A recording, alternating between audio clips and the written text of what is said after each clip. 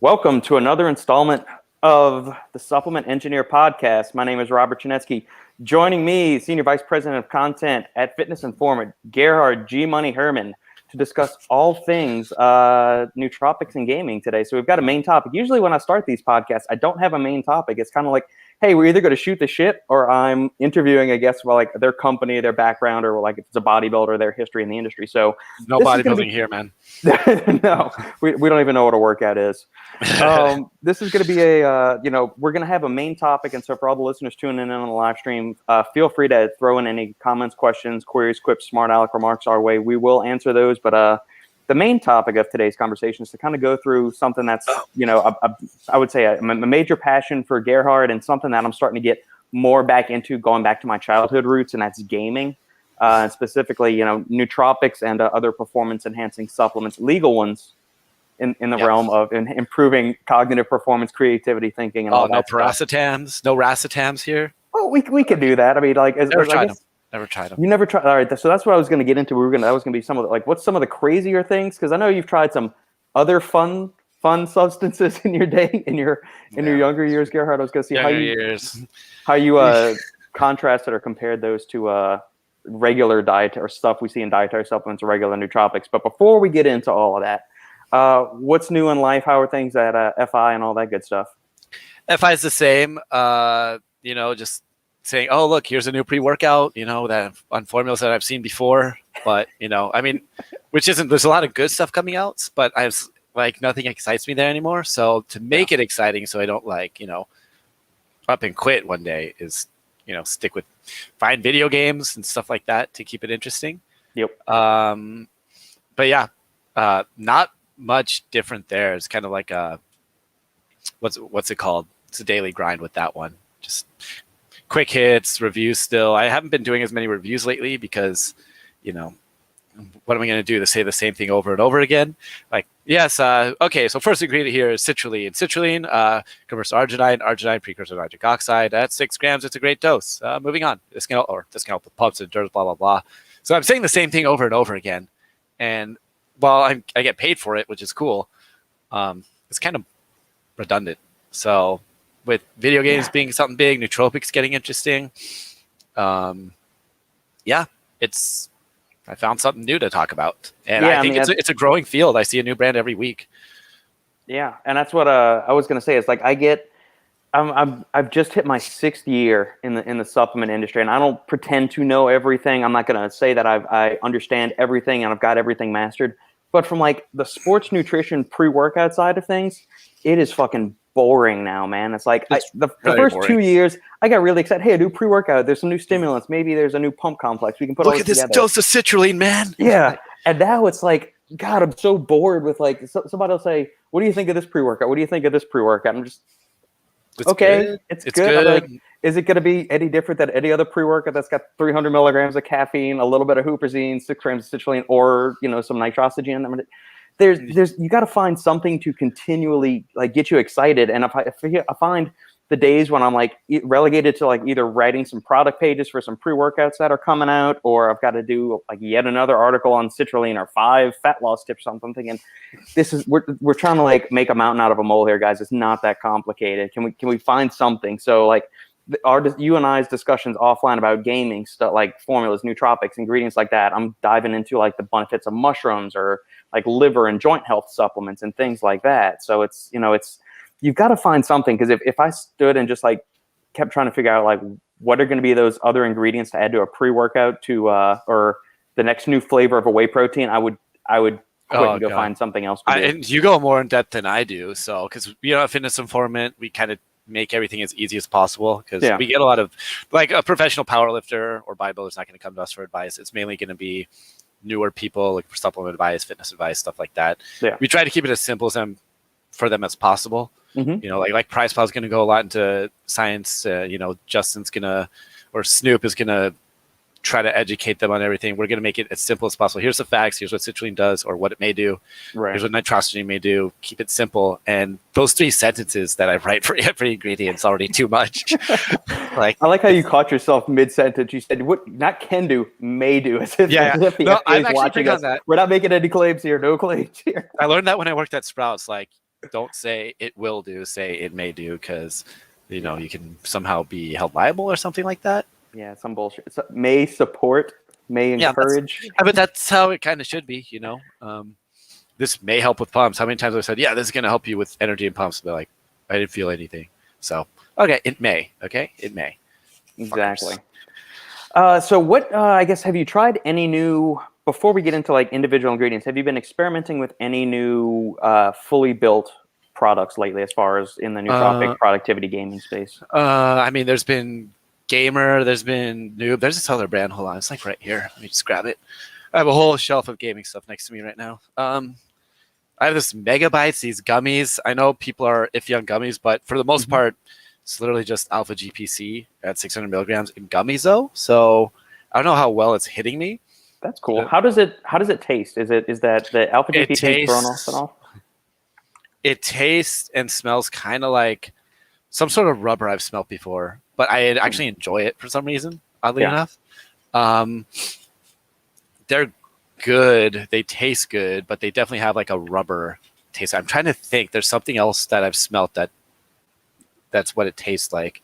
But I mean, let's see, 600 milligrams of alpha GPC, 100 milligrams of ginseng, which at this point, like, what does ginseng even do? It's just added to shit because it sounds like it gives you energy. Natural energy. 100 milligrams.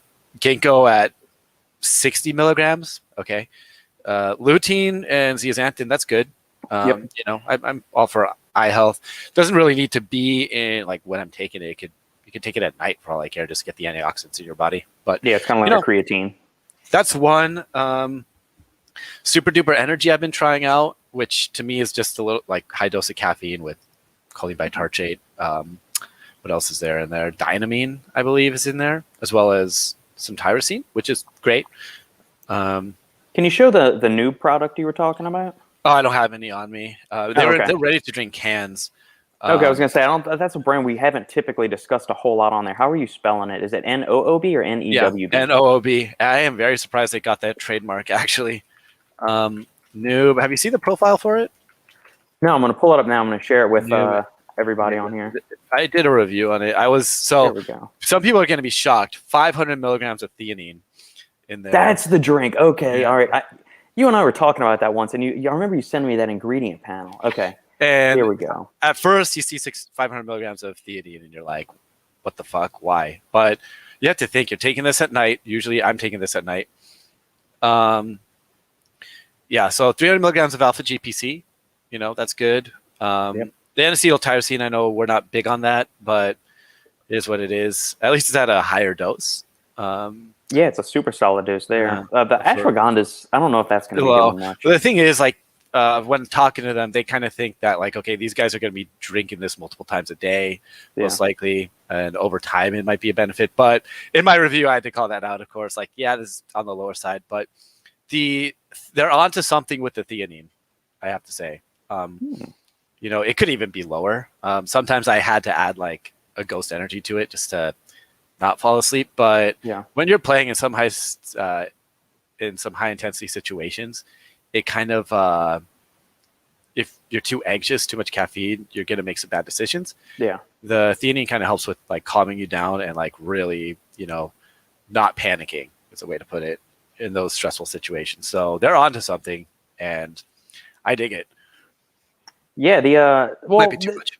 And this is something like I know in years past I've kind of, you know, dumped on N-acetyl-L-tyrosine, and I still kind of hold to like I like my preferred form is L-tyrosine, but I was talking with Ben Esgro over at Elemental Formulations, and he said, you know, it's interesting. So like all the studies and even the ones that I've looked through where they're comparing N-acetyl-L-tyrosine to regular L-tyrosine, those are where they're doing an IV drip of it. And he says, we don't have any where we're comparing like 2 grams of L-tyrosine to 2 grams of N-acetyl-L-tyrosine where people are ingesting it orally.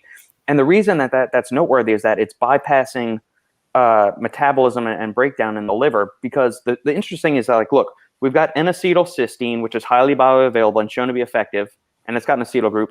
We've got acetyl-L-carnitine, where it's got that acetyl group, and it's got a bunch of nootropic benefits. So why wouldn't we think that N-acetyl-L-tyrosine wouldn't just be as effective or, you know, converted? And the only reason that we're not having that is that the IV studies where it's bypassing that step in the metabolism and breakdown where you're getting that the cleaving of it. So it's interesting. It's a good thing. I don't know if I'm completely sold on it, but it's making me not have as much of an adamant stance on it. You have to at least question it. Yeah. But that's a good point. I mean, at least it's at a high dose, because you see people at like put 300 milligrams in products, or like 100 milligrams of N-acetyl tyrosine. A gram is good. If that was just regular tyrosine, you'd be like, okay, that's good enough, you know? Definitely. I like higher doses, but 1 gram, that's for most people, that's how they won't notice the difference. Yeah. So it's a cool, interesting product. I think that's something to talk about in the space, because it's not just nootropics. This is not just energy and focus. There are more aspects to video, like to gamers in a sense, than just energy and focus, because too much of that can mess you up too, depending on what game you're playing. Yeah, you're going to need some problem solving. You're going to need some creativity. You're going to need stress management too. Calming your nerves in high stress situations. That's a big one. Reaction times, your dexterity and all of those things. Yeah. So there's never going to be an all-in-one perfect for everybody. So like the complete opposites are going to be like a Guitar Hero player in certain situations versus a Mortal Kombat competitor. Mortal Kombat's very quick, very fast-paced. You don't have time to think. You have to react. You don't want to be calm in a way. Yeah. You just want fast reaction time, quick, very quick decision-making, combos. So, also... Holy shit, we're getting graced by Joey Savage over at Glaxon. Joey, thanks for coming in. Savage actually made a recommendation recently. I'll get into that in a bit. And he's 100% right on this, that Nalt is definitely more stable in liquid form, so it absolutely makes sense in an RTD. So that's definitely a good point there, and why you're going to see that in just about every energy drink or RTD that's going to be on the shelf. Absolutely. So I was going to say this about Guitar Hero players. There was this player named Darkly. He was the first person to full combo this song called Soulless 4, which if you watch looks fucking ridiculous, and I can't believe people even attempt the song or try to full combo it. It's like 14 minutes long, I think. And it's like very ridiculously hard. And he was getting very close, but he said like the one thing that they said in this like little video that they were doing about it, you can't, like the one thing that you can't fight are the nerves. They call it the nerves, because you get very fucking anxious if you're like at that end. You're about to full combo the song or FC the song. And that's something that hasn't been really tackled yet in games. So at least Noob came out with theanine, which seems like a good option for that certain situation. Yeah. So. I wonder if, like obviously they're in an energy drink, so you're not probably going to be able to put in 600 milligrams worth of like KSM 66 or, I mean, maybe you could do a lower dose of something like a Shodan or something like what's the dose on that? 150? Is that 200? I don't know. I just know, does ashwagandha taste horrible anyway? Yeah. I mean, it's a ground up plant. It's gonna taste super earthy and nasty and everything. Nasty. No, not it's got me. A peppery bite. Like I've got some KSM 66 capsules in the pantry over there, and I've just like broken them open one day and just thrown in. It's got a little bit of a spice to it. I mean, I like super bitter things and earthy tasting things anyway. So I do sometimes. It's not bad for me to try. But if I gave it to Sandy, she'd probably smack me and then spit it out or something. One thing I've actually been secretly enjoying, like I don't want to say guilty pleasure, but it's like a grape, Dimetap grape, but with like 150 milligrams of pure tea cream. So like, and I also I'll add like Vaso 6 to that, even like a capsule of it, just sprinkle it in there. Yeah. And a lot of people say this is so bad, but I'm like, I'm starting to really enjoy this bitterness. I look forward to that drink. Like I haven't had Ghost Gamer in like 2 weeks, just because I can make my own formulas. I have plenty of plenty of ingredients at my disposal. And if I can make something taste bad and enjoy it, I'm just going to go with that. Yeah. So. Let's start diving down the wormhole of, I guess we can break them down into what are some of your favorite bulk ingredients to go through, and then we can kind of leapfrog from like what are some ingredients that we think are going to be good for boosting energy. Obviously caffeine's there, but caffeine's everything. Yeah, caffeine is great for everything except if you get jittery or you start glitching. And it can make you anxious if you take too much, or if you're one of those people that's prone to it. You said before we hit the record button, you said you took 300 milligrams of something and had probably burned through your system already. What was your morning stim load? That was caffeine. That was super duper energy. Okay. I took that around 9, and it's a quick way to start my day. I'm out of gray matter from Primeval Labs, so I'm kind of like scrounging around. I was like, oh, do I go with G Fuel? Do I go with Super Duper Energy? They have this banana flavor that I really like, but for the most part, that's just 300 milligrams of caffeine, 1.5 tyrosine, choline bitartrate at a gram, I believe. Yeah, I'm pulling it up right now to show everybody. And I think there's something else. That's what I was going to get to that, Joey. So Joey no, it is not for noobs. You're 100% right on that, Joey. Joey had me experiment with Phenibut and alcohol while playing, and that was an experience. Joey, if you're listening, can I shoot you the link? Do you want to hop on this with us, and you can go into some of these nootropics with us, and we can make this a threesome, a menage a trois of gaming supplements if you got time. I can shoot you the link to this if you want to. If Gerhard doesn't mind I sharing love the spotlight. I don't know if he can. Mind me sharing about that. I like Joe. I love Joey. So, yeah, but those Glaxon guys, man, they're really weird. I mean, they make great supplements, and then they just give you good information. They're just really weird. I mean, they're just fucking weird people. When I do my reviews for Glaxon products, I just watch the videos for Joey Savage, so I act like I know what I'm talking about. Yeah, see, there's a synergy here. I totally was able to tell. Yeah. Feels all right, bad. well, we appreciate it. Well, then we're going to get you back on here. Get some lunch. Oh, what's more important, eating or, giving away lots of free knowledge on this podcast? I'm fasted. So where were we? We were going with the bulk ingredients. I guess we can start with my favorite. I think now, the two that I like the most are going to be tyrosine. Obviously, tyrosine's cheap. It's effective. It works. It's almost good for any situation, for any type of game. The increase in dopamine certainly helps. That you seek out rewarding behavior, I believe, is what it was. Yeah. Which gamers that's what they do anyway. Yeah, exactly. Yeah, it's winning a game, leveling up, collecting coins, all that stuff, destroying. Kind of like a rat just looking for the next shot of dopamine, which is actually very detrimental to ADD. I think, at least. And then I'd probably say Alcar. Probably Alcar is my my other one. I'd say New Level 2. I enjoy that ingredient, but I think Alcar is one that really puts me into like just reaction time and focus and just, I don't know, just doing shit without even thinking about it. Like instantly aiming to an enemy's head would be a way to put it. Are you cycling these, or are you taking these pretty much every day? Every day, come on. Dude, we don't cycle in the subnerd space. People don't. It's like Ryan will tell people he's on a stim break. He's never been on a stim break. Come on. Yeah, like if everything's used within reason, and there's certain ingredients, I don't think you need to cycle. I mean, Alcar, you probably don't need to. CDP choline, especially if you're not getting enough choline in your diet. Tyrosine. That's a good one too. That's a great one too. But stuff like Noopept, I would think would probably be Noopept. Cycle that. Huperzine, that would be prudent to cycle that.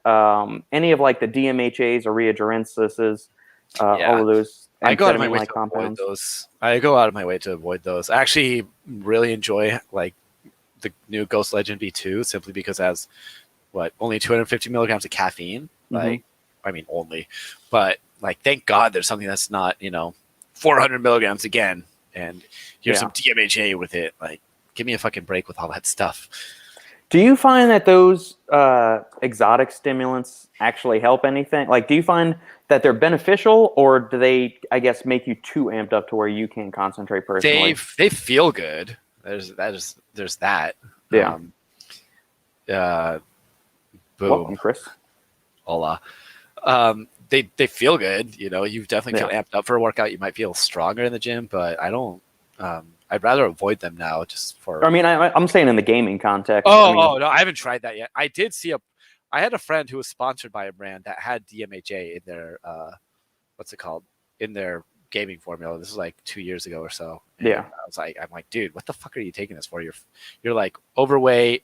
You don't exercise. Like, why are you? Like, this is not for you, dude. You should not be taking that. Yeah.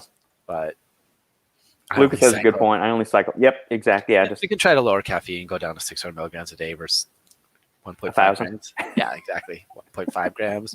I felt bad yesterday taking 800 milligrams. So, or 750 milligrams, I think. Across the day, or was that all at one go? Across the day, not at once. So is the was I gonna say? Was it Myoblocks? Their Skywalk had DMHA in it and something else. No, Skywalk didn't. It had 800 milligrams of alpha GPC, 3 grams of tyrosine, and maybe it. I think it may have had one exotic stimulant in there. I thought it used to. Let me pull that up. I love Skywalk though. I like that more than Super Duper Energy. Oh man. Well, they change up their formulas fairly regularly, so I'm not sure what the because they're on 6.0 now, and I remember when they first came out. Oh really? Skywalk 6.0? Yeah, well, that's what it says on the website right now. Where's that? There was this gaming drink I saw advertised to me on IG, and it was $7. I'm trying to figure out where that was. Gaming. Damn. And right, the profile is horrible. Let's see. Rogue Energy is another new one. Oh man, so many. It's like, remember a couple years ago when people were like, "Oh, look, a brand new brand's popping up out of nowhere." You know, these low MOQ fucking manufacturers are ruining the industry. You're getting that with gaming now. Now that I look at it, like, here's what this is on the subs.com. That's site. the one I had. That's the one I had. Tyramine, hordenine, and methyltyramine. Nothing too bad. No, I must be thinking it's either one of their original formulas had it, or I'm thinking of a different product entirely. Could be their Loco pre-workout. It might be that.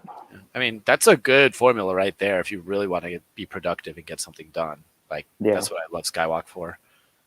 See, I think my only concern would be the 200 milligrams per scoop. Like for a nootropic, I tend to think like it needs to be like 200, maybe 225. I think if you start going above the 300, you're entering like pre-workout territory. And I wonder if that 400 milligrams of caffeine is counterproductive, especially in a productivity or a gaming mindset.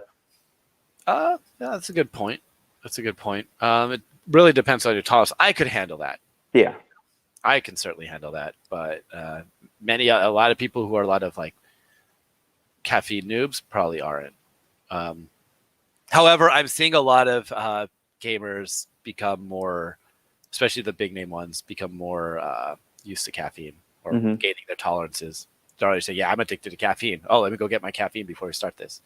So it's becoming a thing there too.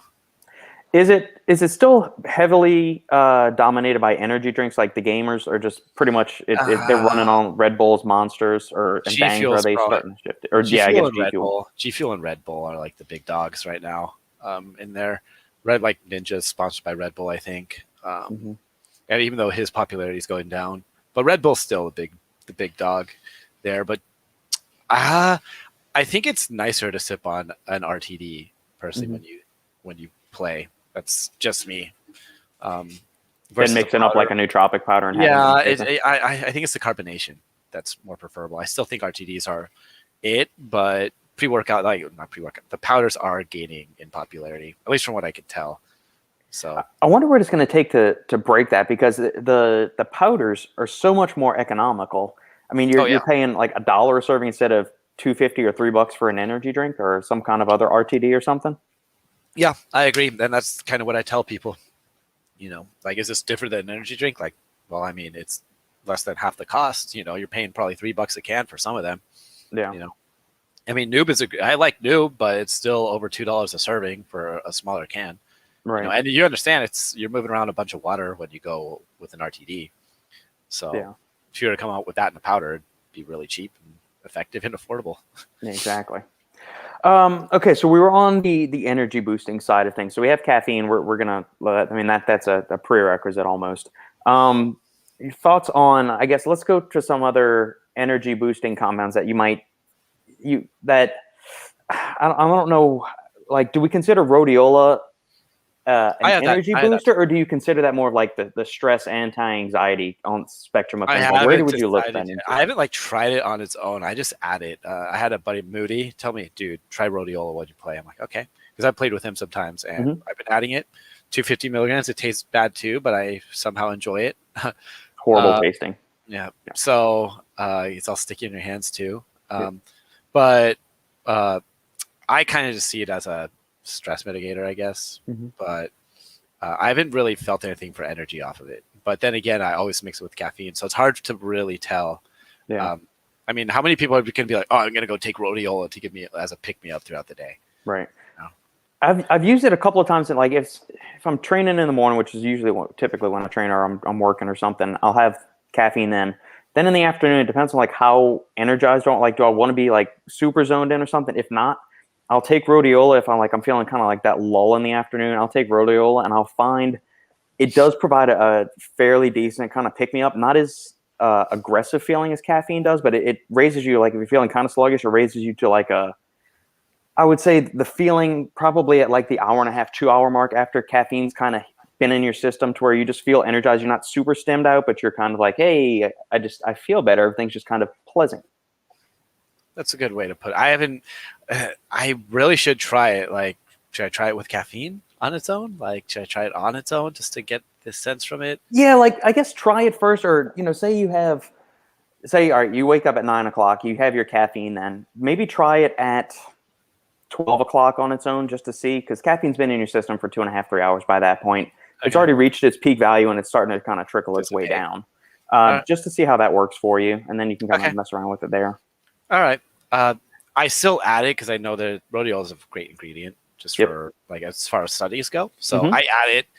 Maybe I do feel a little bit cleaner energy off of it, but I don't know. That's the clean energy is something that people throw around in pre-workout reviews when they just mean I felt energy off of it and it wasn't cracked out of my mind.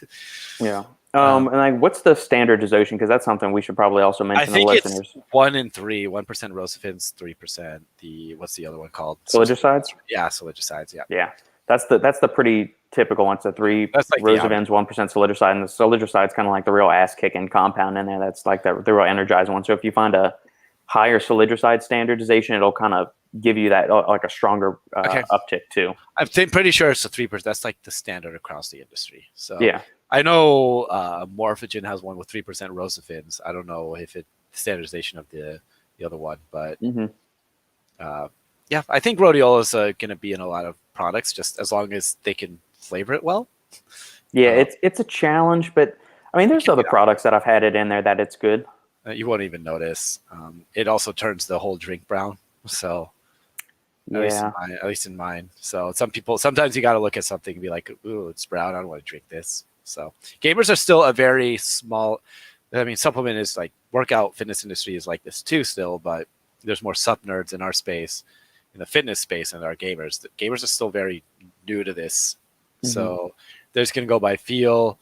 What is it? Like just the energy that they get off of it, which they could probably take 75 milligrams of caffeine and be like, wow, I feel great off of that.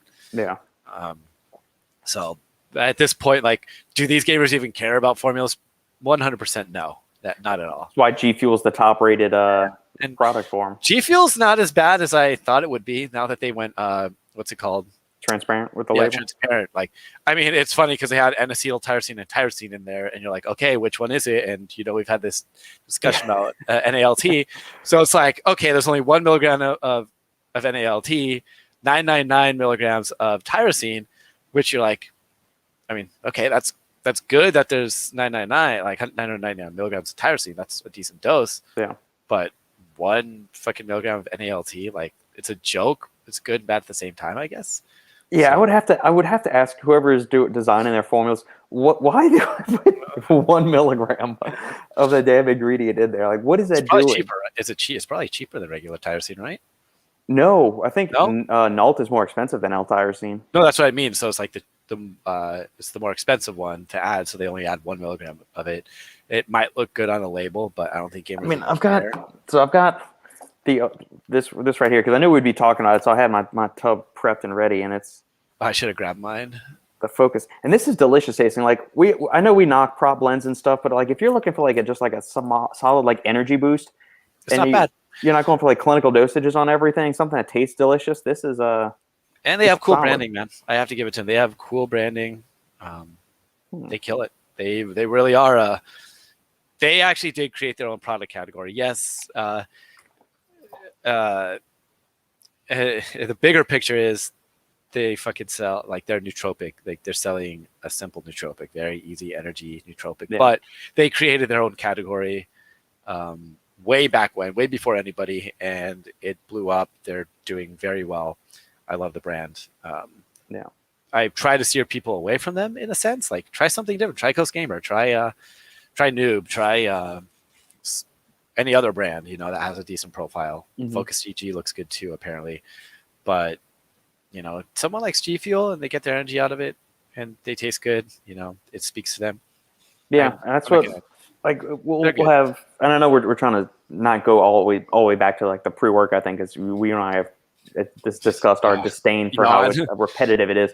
But it kind of goes back to that thing. It's like, hey, some people say, man, I'm doing really well with C4 or Total War, just like some other little like pre-workout that's always buy one get one. It may not be the greatest profile, but it says, hey, I'm killing my workouts with it. I'm thinking that's great. If it's working for you, you don't need to step up to like the Mercedes-Benz formulas out there, you know, like the Morphogens, the Apollons, all these things that have, you know, 26-gram scoops to them. Everything's fully dosed. If you're getting by with all you need is 150 milligrams of caffeine and a little bit of beta-alanine, you can go kick ass in your workout. I'm not going to argue with that. We've discussed this last time too. I don't always need since I see your shirt, fucking hooligan, you know? Yeah. Sometimes I just need a nice energy drink with maybe some Vaso 6 pills added to it, and I'll have a good arm workout.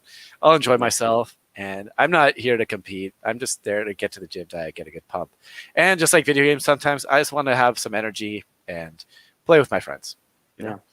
But lately it's been a little bit more intense than that, just because I'm trying to test everything out. Well, let's transition to like ingredients that would boost blood flow to the brain. So the more blood flow that's getting your brain, the more glucose, more nutrients that's getting up there, oxygen, just supports overall brain health, productivity, focus, energy, all that good stuff. Some of the main ones that we see around here. So we've got vinpocetine, or you can see like a periwinkle extract, like Vinca Minor, like is in Glaxon's Adrenal pre-workout. Or I in never their, tried that. I never even looked at that product. Nootropic. Sorry, Joey. Pine bark extracts, or pycnogenol, or picogenol, however you say that. Pycnogenol. Yeah, I know what you mean. Proanthocyanidins. Yeah, we got New Level. And we haven't, I'm sure there's a couple of other ingredients that specifically for increasing cerebral blood flow, but I'm wondering if we take a nitric oxide booster, something like a citrulline or a Vaso 6, we may not have the data showing that it increases cerebral blood flow specifically, but I'm led to believe if you're increasing nitric oxide in the body, some of it's got to be like, you've got to be getting some kind of like increased cerebral blood flow up there.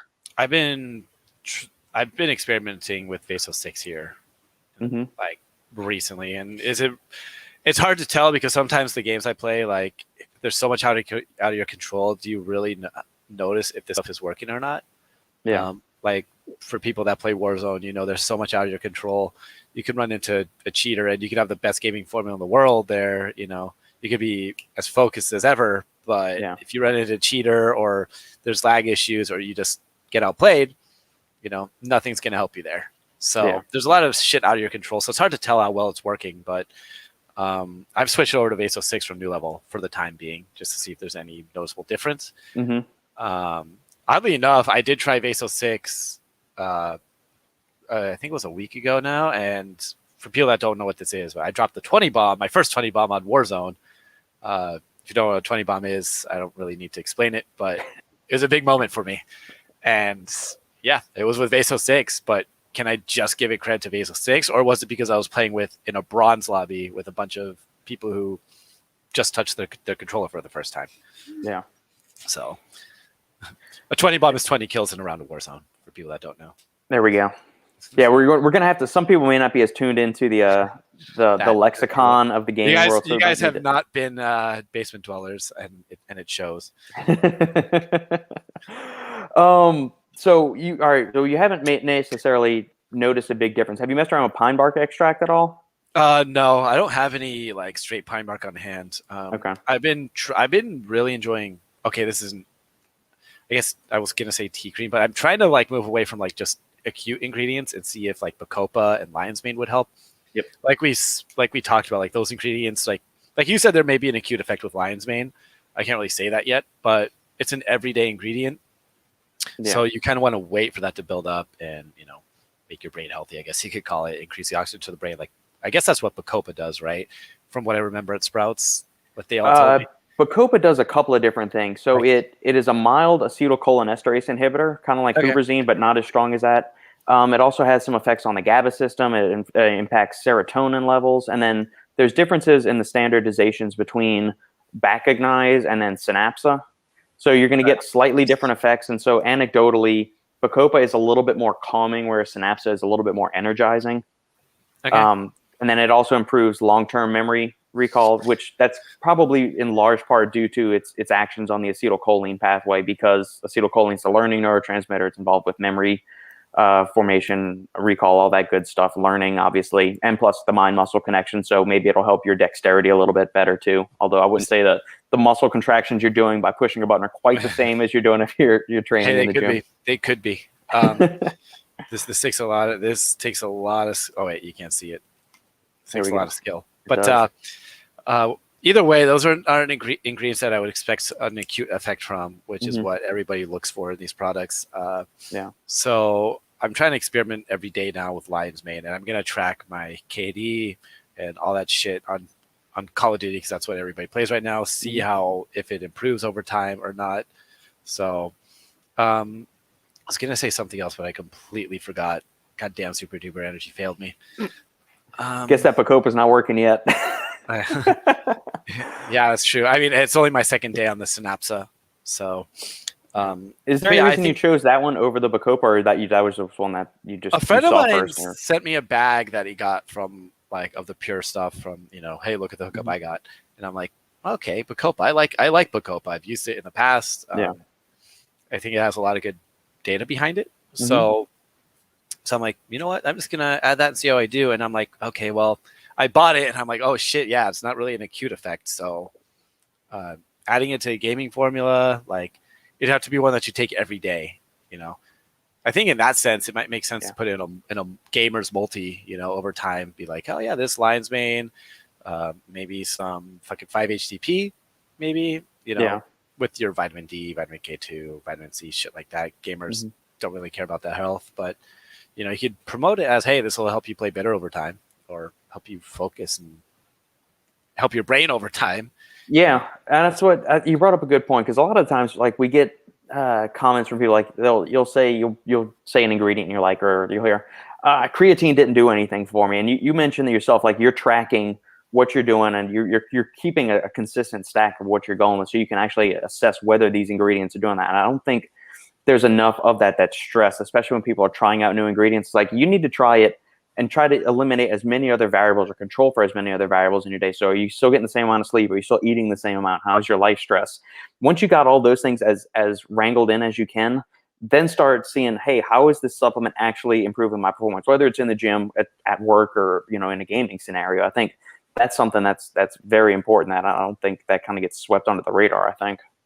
It's actually funny because I don't even track it myself. There's a site that has all my data, and it shows how I've been improving over the past few months, actually, almost a year now. Yeah. Go to WC ranked for just Warzone, for instance. You can see all my games played, how my headshot ratio, my win percentages, my gulag win ratio, my KD, how it's gone up and down over time. So yeah, I don't even have to track it myself. I just go to the site and be like, okay, I've been playing better recently, Yeah. I can tell that it shows you all these graphs, who you play best with. So yeah, tracking's there. Tracking's easy for everybody to do it themselves if they want, see if they're actually playing better. I don't know how many people in the supplementer space actually play video games like I do, though. Or, probably none, But a lot of them are probably going to want to get in it at some point. And, let's there's not really much. I know Dan from Ghost likes to say this a lot, a lot of authenticity in this space, He has his way of doing it in gaming. Mine's a little bit more on the competitive side, I guess.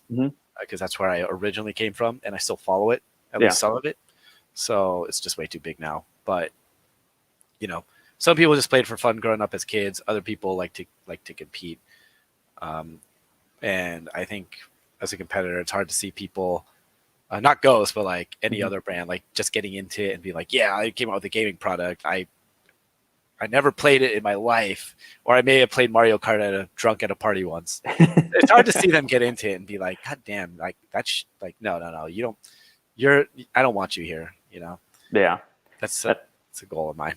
Yeah, it's I think I'm more in the solo gaming route, or if it's there's people there. I never got much into the online gaming thing, and I think that's in part due to I was just never big into like the online gaming thing, but it's also that's kind of when I stepped back from the gaming scenarios. Like right in college was when PlayStation 2 and they started having the PlayStation Network come out. Or I was never a big PC gamer. I was always like on the console side of things. I played a couple of the Star Wars like flight sims that they had on the computer, but I never did some of the big ones like World of Warcraft, EverQuest, Diablo 2. I can't get to those. Are like grindy games. Those are things that I would like to come out with products for that specific type of like those grindy video games where you don't really need high stim energy, but you want like something that's going to make you feel good and make like the dopamine response is better, I guess would be an easy way to put it. Somewhere you enjoy your experience, but you don't need like, oh my God, I need to be zoned in. You kind of just want to like chill back, feel good. You know, maybe some tea green would be good for that. Some rhodiola maybe. Yeah. You know, so that's another thing we can get into. But yeah, while we're on the topic of that, let's I guess let's figure out. I kind of went off on a tangent there, but no. It's actually a good thing that I wanted to segue into at some point. So let's just jump into it right now. With the gaming space and the nootropics, you're going to probably want different stacks or different ingredients depending on the type of gaming you're doing. So if you're doing something like one of the old school like Japanese RPGs, like a Final Fantasy or a Dragon Quest or something, you're probably going to want something different for that than you would a first-person shooter like Call of Duty or Warzone or something like that versus a racing game versus maybe like a platformer or an action platformer. Yeah, that's very true. Or speedrunners, you know, that's like kind of like where my philosophy is going. Like there's no product that's going to hit every facet good. I think Ghost Gamer is kind of like a good mid-ground because it's very versatile, but even that's not perfect for every situation. Where do you think it's best situated? Which scenarios? And let me pull up the profile for so the listeners can kind of see what we're talking about. I'm trying to. I mean, I guess first-person shooters would be a good place to start, just because it's so middle ground. You don't always need to be over the top when you're playing a first-person shooter, depending on what game it is too. Yeah. Like Halo, it would probably be good for that. It's fine enough for that. Oh, that's the wrong. There we go.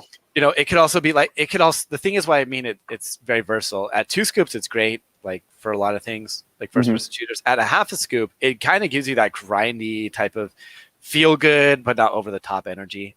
You know, just I'm enjoying myself. You know, just gonna do this here without feeling over caffeinated. Just long-term good feeling. I think tea cream is probably the best ingredient I've actually tried for that. So I guess that's the only thing it's missing there to make it not perfect, obviously, but yeah, it's good for a lot of things. I have to say, Valorant, it's good for Counter-Strike type of games. It's good for Warzone. It's good. I wouldn't necessarily take it for a Guitar Hero if I was one of those people, or Mortal Kombat. Maybe it could do well. Depends on who you are too. You know, a lot of it comes down to genetics. Yeah, I guess, and how you respond to, you know, how sensitive are you to certain stimulants, and how you know, trigger happy you get when you're mashing the controller. That has been decision making. That has been an actual discussion recently in that space. Like do genetics play a role? And I've been saying that forever. Yes, 100%. Oh yeah, like, it definitely does. I was born super gifted at it, but I get to a point where I'm good enough where I make the average person look bad. I would say I'm above average, but I have to work towards that. At least I know people that are just good at everything they touch. So, in the area of creativity, I guess give some examples of games where that would be one of like the top things you would need aside from just like constant focus.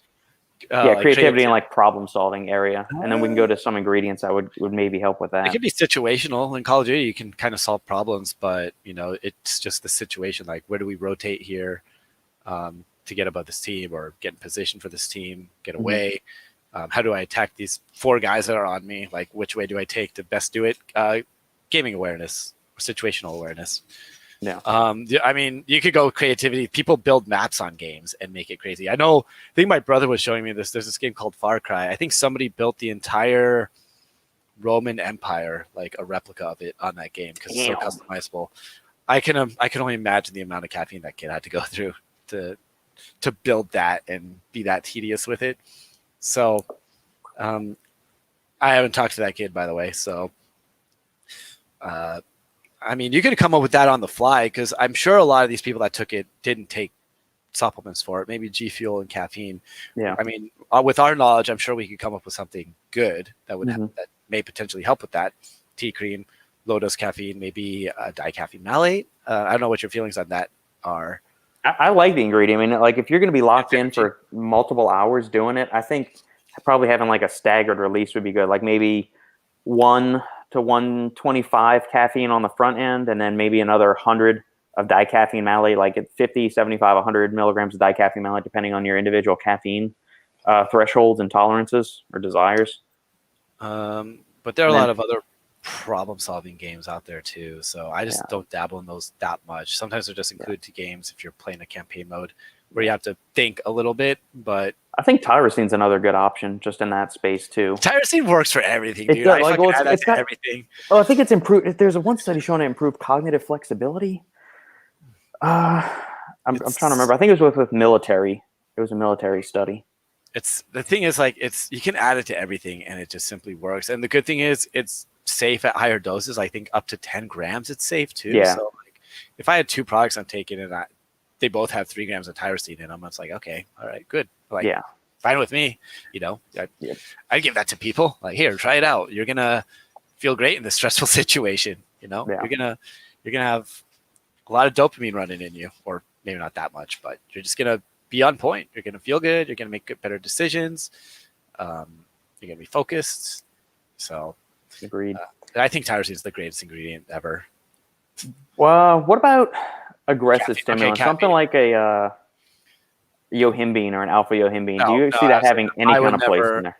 No, I've talked about this to people before. I would never want to take yohimbine in any gaming product ever. The jitters from that, like, especially since a lot of gamers are new to this space, like newer to stimulants, they're not going to enjoy themselves.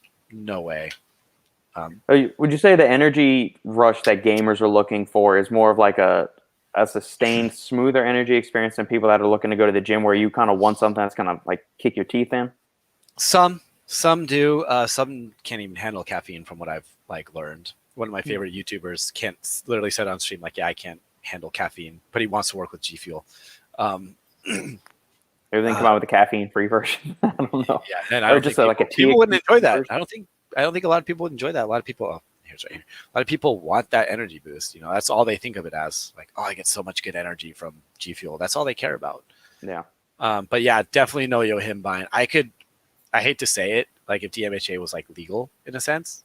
I don't know the legal status of it, but I just go on a limb and say, yeah, it's fucking illegal right now, or very gray area. Yeah, like I could see that being decent for some people because I really get the jitters from it. I just get euphoric off of it. But definitely no yohimbine, dude. I think I tried that once and it was not good. You know, because you're sweating while holding your mouse isn't fun. Your keyboards get all wet. If you're holding a controller, I can only imagine. And then if you're jittery, that's just the worst. It's you already get nervous in games as it is in high stressful situations. Yeah. So yohimbine would just make that horrible. No. Fuck that. What about Noopept? Have you messed around with that? Do you like it or not? I've not taken Noopept in years. I took it once on its own when CTD Labs had it. Those little chewable tablets. They're like, break it up and take a third of it. And I'm like, okay. And I think that messed up my vision for a little bit too when I took it. Oh shit! So, how large of a dose do you remember? It wasn't that high of a dose either. This was like when Noopept was just launched too. So this was like back in early supplementreviews.com days when I was there. But I just remember driving one day on the freeway and it was like really dark out and I just couldn't tell like the distance of the lights. I'm like, damn, I'm gonna die here, aren't I? And the Noopept was the only ingredient I added, so I just kind of blamed it on that. But I haven't tried Noopept. I get a pretty strong, like, you get into like a not hyperactive, but like a very, very zoned in, super focused, energized, like a mentally energized scenario, especially if that's paired with like a CDP choline or an alpha GPC or something like that. You use those two in combination. I typically, if in an acute setting, I don't go over 15 milligrams of Noopept. You can probably go up to 20 or 30, but I think most of the most of the time it's 10 milligrams 3 times a day is the recommended or suggested dosing protocol. And I've seen some pre-workouts use up as high as like 50 milligrams of Noopept in there, and that just seems a little bit too much. Excessive. Yeah, especially if you're not putting any other kind of like choline donor in there, because it's ramping up acetylcholine in the brain. And if that can set you up for like a major headache or crash or something if you're not replenishing those depleted stores. Another one else, phosphorylserine seems like a good option too, like a low dose phosphorylserine. Anti-stress, anti-anxiety stuff. Yeah, like I should probably order that. Let me put that in my cart right now. Let's see which one of you brands is going to get my money today? Because now I want to try Noopept. The issue is you can never use that in a formula these, or you could, but no. But I get mine from Nootropics Depot. Yeah. Yeah, like that's like so much stuff I want to try, but like at the end of the day, I'm also thinking like, how much is this shit going to help me anyway? Like, yeah, it's just fun to experiment. Yeah, like that's what we do. We literally are just drug users in this space, and we just like to experiment with our bodies. You know? Well, I finished up my taxes and I did my business expenses, so I bought all the raw ingredients and stuff that I'm doing for like what if I'm experimenting for formulation stuff or whatever. So it's a business expense. I'm not going to admit the amount of money I spent on bulk ingredients last year. It's obscene. Not bad. You can admit it. We're all friends here. I mean, it's obscene. I haven't bought much besides these nootropics recently. Like I switched from alpha GPC to CDP choline. So it's do you notice a better difference, or do you like one more than the other? It kicks in a lot quicker. Alpha does? No, CDP choline. Okay, yeah, good. Alpha GPC is more long term. Like yeah, I would use that in a grindy video game type of thing, where like you want focus but sustained more. You feel you want to be productive. You are more productive. I think alpha GPC is better for that. Even at a lower dose. So I would I think that would be good in a grindy, like I'm going to keep calling that the grindy type of video game. Yeah, where you're plugging away for hours and hours. Yeah. Or you're doing like a Final Fantasy. But you want to like sit back. Where CDB choline, I'm a little bit more engaged and it kicks in quicker. Yeah. They're both choline donors, but I just think CDB choline or cytocholine, whatever it is, just kicks in quicker. Yeah. So, and I only need 300 milligrams of CDB choline to get that effect. Alpha GPC, I think, works best at 600. Well, the other interesting is that like CDP choline, so like the front half of it, the cytidine is going to convert to uridine, which has got some fun effects on dopamine receptors in the brain and stuff too. So I think that may be where it's having that maybe accelerated, onset of activity or energy or something. I don't know. I've always responded better to CDP choline than alpha GPC personally. But the funny thing is that CDP choline actually has less choline by mass than alpha GPC does. Alpha GPC is 40% choline and CDP choline is only 18. But one works better. Yeah, at least for me it does. I know other people that are the opposite. They prefer alpha GPC more. Yeah, but they're also using it for different reasons too. I'm sure none of them are like looking for that quick gamer aspect. Yeah, I guess like I am right now in this little venture I'm going off in. I mean, a lot of people are getting into it now and they don't have an experience with it. So there's got to be some people out there who are like going to test this stuff out. Right. See what the forefront of that is instead of just having these $7 powdered products that are just caffeine. Agreed. I really want to find that product to show it to you because I know you would call it a steaming pile of garbage. It was you said a $7 energy drink? It was a $7. It was a powder in a tub of powder for $7. At least maybe it was like a first time buy-in, but it was horrible. Oh, what's it called? Not something from Insane Labs? No, Insane Labs. They got into the gaming space early too, actually. Yeah, they had been around for a while. They had an Insane Focus GG. I don't know if that's around anymore or if they're doing good at it, but yeah, I can't find it. But yeah, back to Noopept. I haven't used that in so long, and the thing is that I'd like to try it, like for this specific purpose. But it's like, if I were to ever come up with my own brand, like I can't use the ingredient really. Why would I? Like I'm not going to try DMHA in a product and be like, oh yeah, this will be a great product one day. Yeah, and I guess another one. Well, uridine monophosphate. I like that ingredient too because it's the other half of CDP choline. So the cytidine converts to uridine, but regular uridine monophosphate at like 250 milligrams. You stack that with a cup of coffee and 125 milligrams of teacrine, man, I'm flying for not flying like I've taken like hooligan or something like that, but you are just in like a very productive, upbeat, focused mood for 4 or 5 hours. Unless you're getting paid for it, though, gaming's not productive. Yeah. I've been affiliate on Twitch for like over half a year now, maybe a little bit less.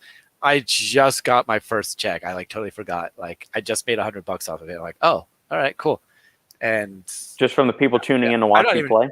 It's something like that. I don't know if it's ad money or donations or subscriptions. My friends might subscribe to me, throw me a bone, but I have like zero. I don't know. I have like, it's not productive unless you're making money off of it as it is. Yeah. So. Well, it sounds like, do you think the monetization off Twitch is quicker than it is with YouTube? It seems like it is. If you've only been on there 6 months. I've never done anything on YouTube for monetization. I leave that to Ryan. My videos are up there, but I don't make money off of them.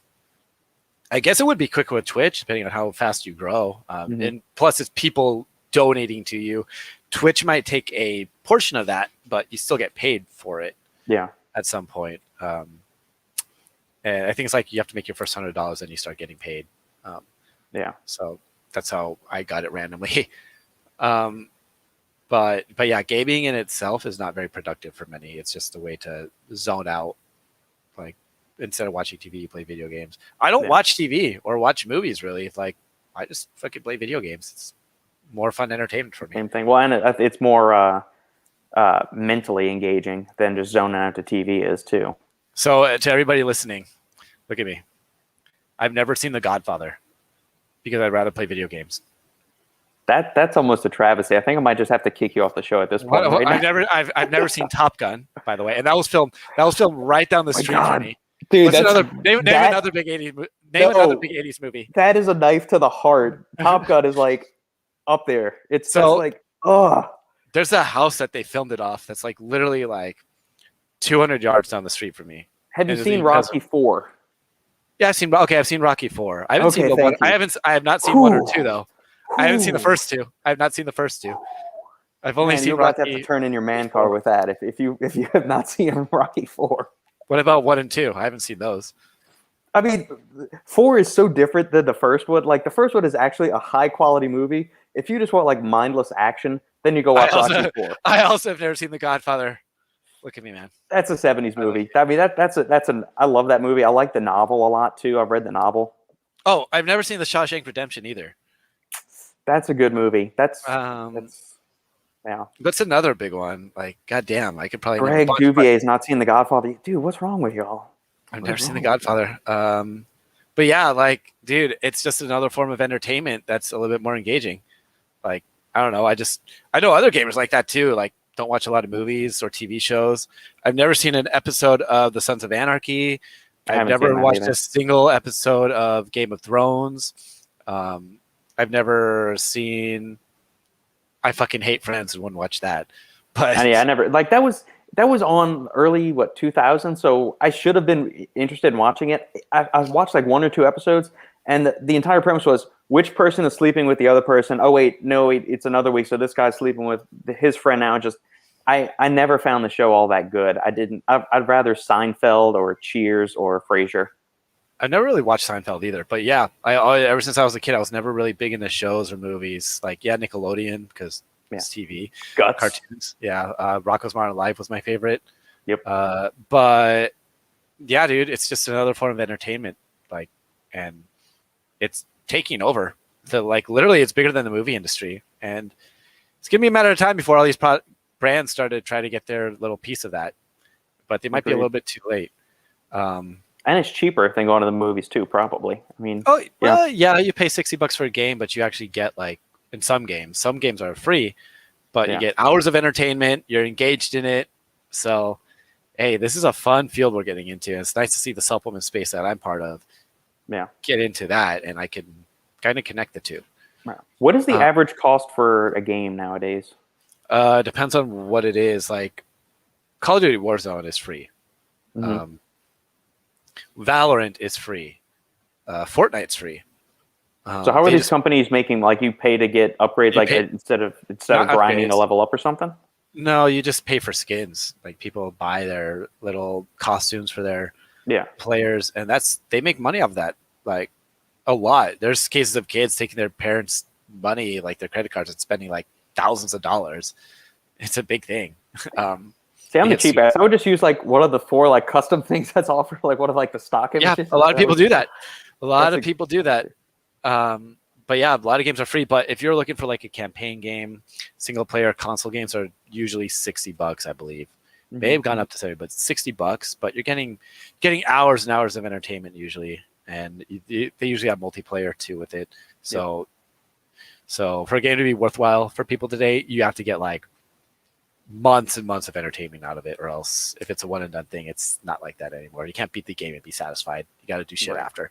Hell, I still play Pokemon now because it's a storyline, and the old school, like the red and blue version on the Game Boy. No, I literally just bought the new one just to try it out to see what it was all about.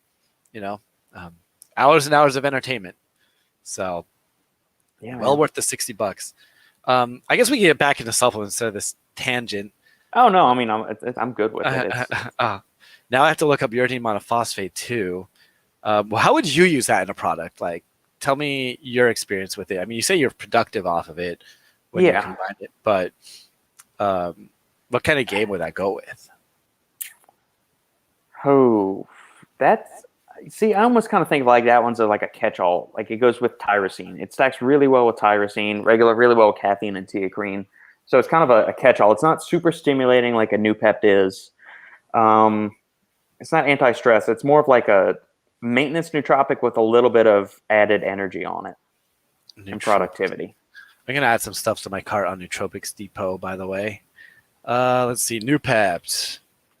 Get some phenylpiracetam from there while you're there, if they have that. Noopept powder is $12. All right. Or 13. Do you have a microdosing scale? Yeah, I do. Okay, all right, good. I use it to dose out my acetyl-L-carnitine. I used to open the caps and like fucking measure it out, but now I'm like, I just open the cap or just use the fucking scooper that came with my tyrosine to measure out my new level. Because I used to do like measure out the tyrosine 1.6 grams, and then I took my 500 milligram scooper from the tyrosine that I had and just put it in there and weighed like exactly what I wanted at 3 scoops. I'm like, okay, I don't need to take it that seriously.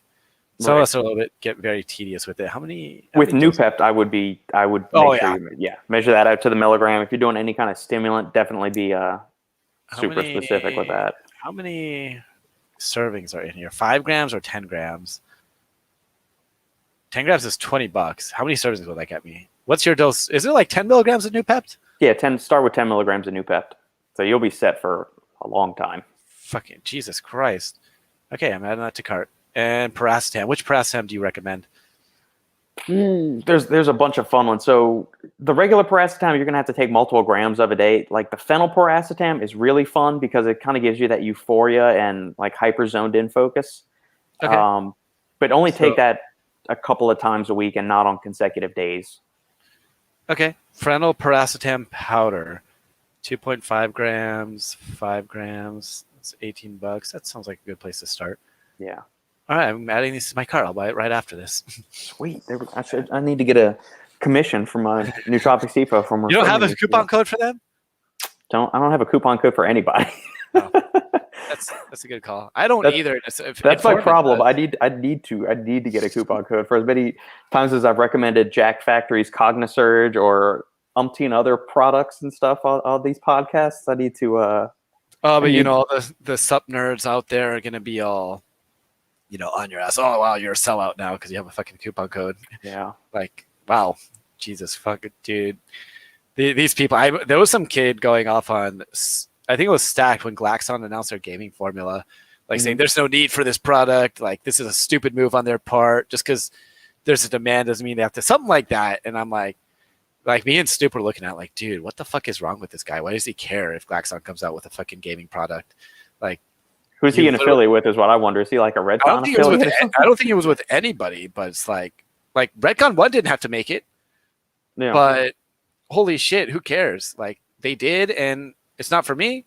I don't think it's that good of a product, but you know what? They did it, and I respect that. Just like Bang came out with a vaporizer. I don't know if you saw that. They have vapes now, like nicotine vapes. No, I did not see that. Yeah, I literally have it on caffeinated too? No, No. It's just a vape. It's just a nicotine vaporizer. And you know what? Some people, why do they do that? Like some people would think of them as like a supplement company for some reason, but no, it's Bang. Vape. It's not that bad. Like, good for them. You know what? We can criticize it all we want and call Jack Oak weird, but you know what? He's probably looking at his bank account, not fucking caring about anything we say. So you know what? Kudos to them for hustling. Yeah, Bang vapes. I bought one just because. Yeah, I'm looking at it right now. Bang XL and XXL disposable vape. The reviews on it, the first 3 reviews, absolute trash, terrible, great flavor, but both XXL pens didn't work. Really? I bought one. It worked fine for me. The Cool Mint, it was nice. It was like a strident gum, like that strong wintergreen flavor. Yeah. I love mint. Like I actually, this is weird, but I like Listerine, those sprays that they have. I fucking enjoy that a lot. Like I could eat that like candy. Do you remember the little tabs, like the little paper Listerine things that you put in and it would dissolve? I like those too. Do they still have those? Mint tastes good to me. Yeah, I like mint. I would like to come out with a mint flavored like gaming product one day. Like, I mean, I remember Ronnie Coleman when he came out had that Sensicool stuff in his pre-workout. It was like I guess not necessarily mint, but it would make you feel, kind of give you that Listerine type of feel in your mouth. I don't know. I can't describe it. Yeah, I enjoyed it. Other people didn't. I loved that. That was awesome. It's I wonder if you could make like a caffeinated, different delivery forms just to kind of do something new. So you had the gummies earlier. What if you could make like a caffeinated Listerine strip and use that for gaming or something? They've had that. I'm pretty sure. Yeah, I had that at GNC. They had like those strips that you put on your tongue. They had like 30 milligrams of caffeine in them or something. I mean, 30 milligrams of caffeine is you're gonna need to eat half the pack to get a decent buzz off of it. Literally nothing. And honestly, like I think, especially when we're talking about video games, it's kind of like I'd rather sip on something and enjoy it as I play. Yeah. Versus like obviously fuck dry scooping. Right. It's all about that experience. You have to deliver an experience. Yeah, it's an experience to put a thing on your tongue, but that's only fun once. Right. After that, it becomes a chore. It's just boring at some point. Like, oh, you know, I'd rather just sit. Like, I'm sipping on Ghost Glow right now. Like, it's nice. It's refreshing. I'm sitting here talking, and you kind of need that. Like cracking open a can and sipping on it while you play. You know, I got up. Let me fucking drink one. So. Have you played any retro games recently? I know you said that last time you were looking in. Yeah, man. I've been going through, been enjoying some Mega Man 3 from the old 3 or NES X3? days. Oh, NES. Regular 3, like NES, like 1993 Mega Man. I think that was when Mega Man 3 came out. That was actually the first Mega Man game I played, so that's always held like a special place in my heart. Those soundtracks, man. Great music in those games. Fucking awesome. Super Castlevania 4 on Super Nintendo. Oh, that's a tough one. It's a good one. But I mean, I was like, right when the world decided to lose its shit last year, I went and bought like an old school Super Nintendo controller, so I can hook it up into my laptop and play the ROMs that way. Oh, nice. And what's the other one? Chrono Trigger. So it's been like mostly Super Nintendo stuff and a few NES games here and there. Turtles in Time is just fun. That's like one of the first games I ever played. I love that game. It's one of might be the best beat 'em up on the Super Nintendo. I don't know if I want to. I'd say so. For me at least. It's awesome. The amount of times my brother and I played through that on tag team mode, just destroying and knocking the shit out of the Foot Soldiers and Bebop and Rocksteady was awesome. So here's a question then. If you're playing that game, you're not speed running it. I'm assuming, like, if you try to, like, because are those really games that you need a gaming product for? Like, you're not competing in it, obviously, but if you want to beat it, like, do you really need something like that? No, for those, I'm not taking anything. Like, usually it's in the afternoon if I'm like unwinding and I just need to I don't want to watch TV. I'm not ready to get back in the work mode yet, and I just need kind of just something to like just unplug and just have some fun. I'll do that, and maybe I'll have some afternoon caffeine, but I'm not taking it thinking that it's going to boost my performance or something along those lines. It's more of just, hey, I need something, and I'm taking it there. So I think where the nootropics come in is more for like the competitive thing, or if like you're going to do a speed run of a game, that's when certain ingredients could have benefit. Oh, totally. But for my purposes of gaming, it's pure enjoyment and just a little bit of Yes. nostalgia, but just to enjoy the games. I'm not trying to speed run anything. I want to soak up as much as I can from them. People beat games that like took me hours to beat in like 10 minutes. Like, God damn it, I was only 2 frames away from beating the record. Like, oh, like those people can benefit from it. So that's like one thing I don't like about this gaming space is like people latching on to retro gaming and acting like, yeah, that's what gaming is. And they're like, that's what they put on their fucking labels and that's how they market everything. Like those aren't necessarily the games those are games that a lot of people go back to just to try it out and have fun with it. Yeah. Unless you're speed running it, it's not serious and you don't need a gaming product for that. Correct. Yeah. No, I think the gaming supplements are more for the competitive space. Call of Duty League and the Warzone. But we like say that too, but like I take a pre-workout and I don't compete in bodybuilding. I have zero desire there. So that's a really good analogy. So I kind of think about that too. Like when if a bodybuilder was like, why would I take your advice? You don't even fucking lift. Oh, well, like you don't even compete. Like, and I'm like, okay, I'm just at the gym trying to enjoy myself, feel good while I do it, blah, blah, blah.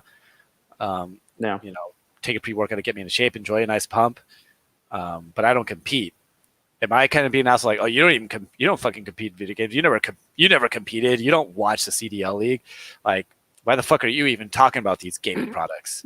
So I kind of have to. That brings back to the point. All right. So what is a bodybuilder? Is it somebody is the definition of a bodybuilder somebody that has to step on stage, or is it just somebody that lifts weights to improve their health and body composition and just to build some muscle? Is that what a bodybuilder is? And what's a gamer in that aspect then? Do you have to compete, or do you just enjoy yourself playing video games? Are you only a gamer when you play, or are you a gamer because you fucking... Yeah, you qualify yourself. So I'm a competitive bodybuilder. I'm a competitive gamer. Or you could just say, I'm a gamer. I enjoy doing it. Yeah, I play video games at night, Yeah. I'm a degenerate sometimes, I enjoy my dark time. I don't need to go out every weekend. I'm not a competitive drinker, but I like bourbon. So does that make Are you an alcoholic? Are you a drinker? No, I wouldn't say so. So there we go. Yeah, I'm not competing to see how many old fashions I can put back in a 2-hour span. Not yet, at least. But I just like to try nootropics and see how I feel off of them.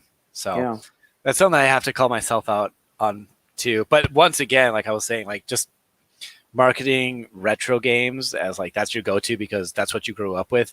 That's not the field today. People, besides speedrunners, and yes, there are people that play retro games and those fun games. Those aren't necessarily people that are gonna be buying your gaming products. You can try to sell to them, but I don't really feel like those are. Do you think it's they're appealing to nostalgia? Do you think it's like you're going for the low hanging fruit thing? Like, what do you think it's a genuine thing, or is it like are they genuinely trying to do like they very much enjoy that, or is this like they're just paying lip service to the gaming industry? Like, oh hey, we can make something look like I think they're marketing the only way they know how because they only had experience with. They've only had that exposure to video games, like what they played as when they were kids. So they still think, oh yeah, there's still that vibe, right? Like I guarantee none of them have watched a clip of Scump. So you don't know who Scump is, right? There you go. He's a Call of Duty legend. Nope. And I can enjoy him quite a bit, but you wouldn't know him. And he's got a lot of big following, but the only people that know him are gamers and they wouldn't be able to appeal to him. I think he's working with that, what's that, Control, CTRL. It's that brand. Let me check this quickly. This is actually probably pretty important. One second. But yeah, like Scump is a big name. Ninja people just think of as a streamer. He was actually a big Halo competitor. Yeah. Let me just see. The meal replacement thing is what you're talking about? Yeah. CTRL, the meal replacement? But what's in there? I haven't really looked at it. Here, I'll share my screen. I have 2 monitors. Drink. Okay, let's take a look. All right, so let's see what we got here. Come on, zoom in, Amazon. There we go. All right, 2 scoops. MCTs, digestive enzyme. Okay. So really nothing. It's just a meal replacement. It is a really shitty gainer formula. Really. It's like a really shit, whey protein concentrate and maltodextrin. Those are the first 2 ingredients. Oh my god! Like, you could make this a lot better. Like, you could literally just add some dextrose, modify okay, baking corn syrup solids. Shit. God, what's the B12 source? Do they care? Yeah, it's cyanocobalamin in there.